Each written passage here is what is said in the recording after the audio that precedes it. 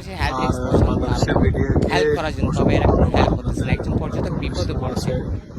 এরপরে আমার আসসালামু আলাইকুম ওয়া রাহমাতুল্লাহি ওয়া বারাকাতুহু।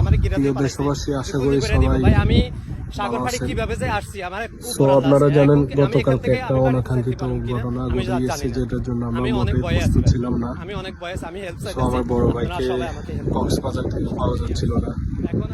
তো Cox's Bazar tourist police officer mister Zahid Hossain স্যারের অক্লান্ত পরিশ্রমে, ওনার টিমের অক্লান্ত পরিশ্রমে ফাইনালি আমরা আমাদের বাইকে খুঁজে পাই।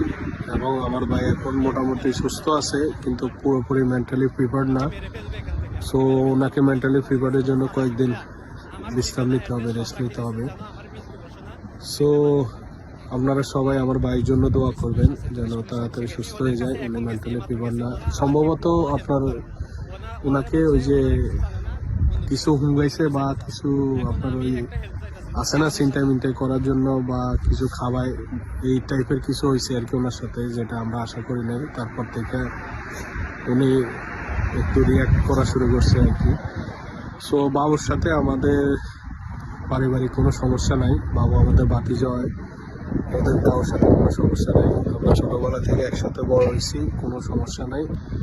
আর বাংলাদেশের মিডিয়াকে অসংখ্য ধন্যবাদ, আপনাদের অক্লান্ত পরিশ্রম আছে আমার বাইকে ফিরে আনার জন্য, তারা অনেক পরিশ্রম করেছে।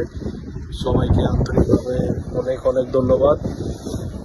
আর বিশেষ করে মিস্টার জাহিদ হোসেন স্যারকে, ইন্সপেক্টর জাহিদ হোসেন স্যারকে ওনার অক্লান্ত পরিশ্রমে, যেটা আমরা এক্সপেক্ট করি নাই, উনি অত্যন্ত পরিশ্রমী মানুষ, এবং কি ওনার অত্যন্ত পরিশ্রমের কারণে আমরা আমার বাইকে খুঁজে পাই।